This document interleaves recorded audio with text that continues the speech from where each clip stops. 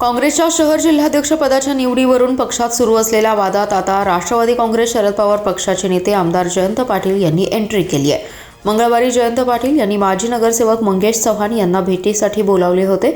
दोघांमध्ये 1 तास चर्चा देखील झाली। या भेटीमध्ये मंगेश चव्हाण यांची नाराजी दूर करण्याचा प्रयत्न झाला की मंगेश चव्हाण यांना पक्षप्रवेशाची ऑफर देण्यात आली। याबाबत चर्चा रंगली आहे। महापालिकेच्या निवडणुकीची आचारसंहिता जाहीर झाली आहे।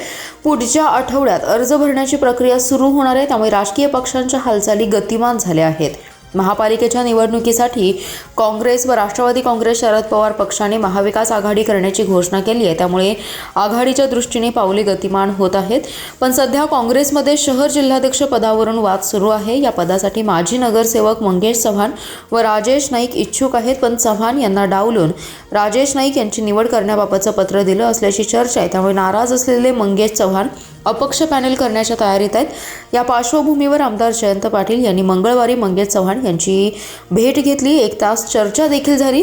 यावेळी राष्ट्रवादी काँग्रेसचे शहर जिल्हाध्यक्ष संजय बजाज देखील उपस्थित होते। महापालिकेच्या निवडणुकीसाठी भाजप काँग्रेसमधील अनेक माजी नगरसेवकांवर आमदार जयंत पाटील यांनी गळ टाकलाय, त्या दृष्टीने चर्चा देखील सुरू आहे। भाजपकडून उमेदवारी मागितलेले अनेक इच्छुक आमदार जयंत पाटील यांच्या संपर्कात असल्याचं बोललं जाते।